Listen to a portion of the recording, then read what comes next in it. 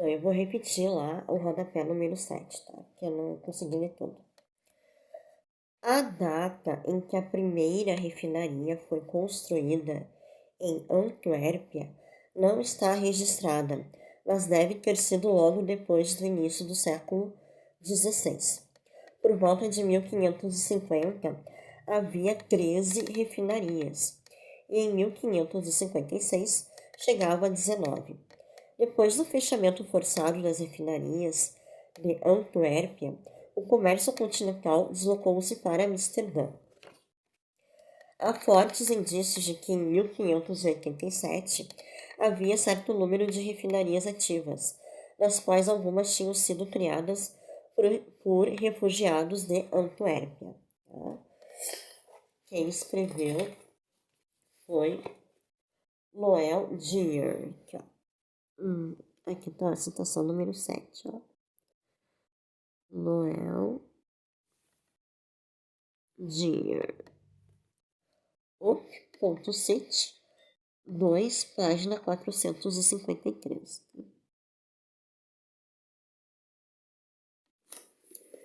Então, eu terminei de ler o parágrafo 1, 2 e 3 do capítulo 2, fatores do êxito da empresa agrícola. Então, agora eu vou retomar a leitura, tá?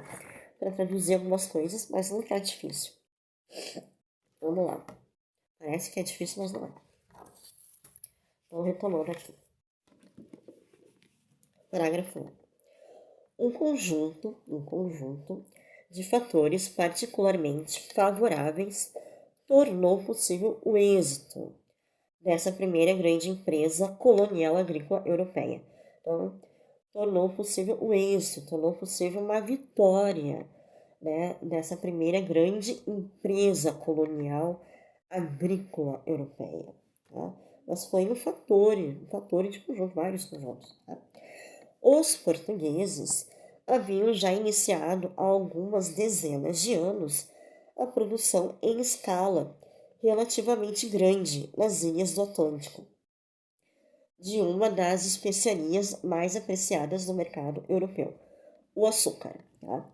Lembrando lá no capítulo 1, que tinha um rodapé lá embaixo, que tinha uma observaçãozinha lá no capítulo 1, né? Lembrando que Portugal, né? O desenvolvimento de Portugal. Tá? Lembrando que a produção de açúcar de Portugal era, na época, em Madeira e São Tomé. Tá? Então, a produção de agrícola em Madeira a produção de açúcar em Madeira e São Tomé alcançou seus pontos altos na segunda metade do século XV. Tá? E lembrando que Madeira é a principal ilha do arquipélago da Madeira, uma região autônoma de Portugal frente à costa noroeste de África. Tá? Madeira é a principal ilha do arquipélago da Madeira, uma região autônoma de Portugal frente à costa noroeste de África. Tá? E Madeira e São Tomé era onde Portugal fazia a produção de açúcar. Tá? E lembrando que Portugal alcançou seus pontos altos na segunda metade do século XV, nessa produção de açúcar em Madeira e São Tomé. Tá? Então, os portugueses haviam já iniciado há algumas dezenas de anos a produção em escala relativamente grande nas ilhas do Atlântico, de uma das especiarias mais apreciadas no mercado europeu, o açúcar. Essa experiência resultou ser de enorme importância, pois, demais de permitir a solução dos problemas técnicos relacionados com a produção do açúcar, fomentou o desenvolvimento em Portugal da indústria de equipamentos para os engenhos açucareiros. Tá? Então, a produção de açúcar ajudou Portugal a solucionar alguns problemas, tá, técnicos da indústria, né? Solucionar problemas técnicos de equipamentos para produzir açúcar em Portugal. Tá?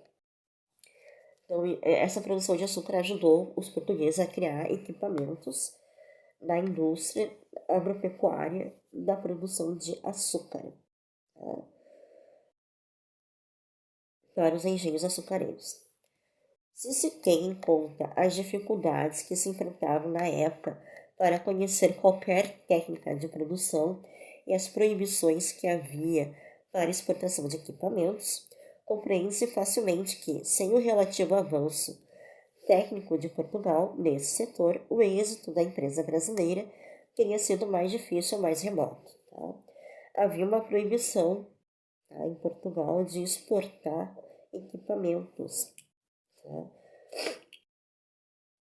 De exportar equipamentos. Quem acompanhou a leitura vai lembrar que Dom Manuel I, né? Ele. Deixa eu ver aqui. Foi Dom Manuel? Acho que foi ele, né? Deixa eu ver aqui. Aqui fala no texto quem é que proibiu os equipamentos. Deixa eu ver aqui. Veneza? Acho que foi a Veneza. Peraí. Tinha um monopólio.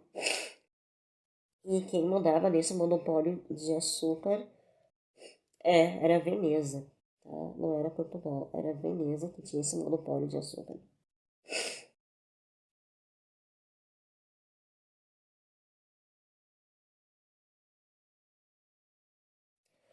Se não me engano, foram os venezianos. Bem, eu vou continuar a leitura que agora eu não lembro mais, eu já esqueci.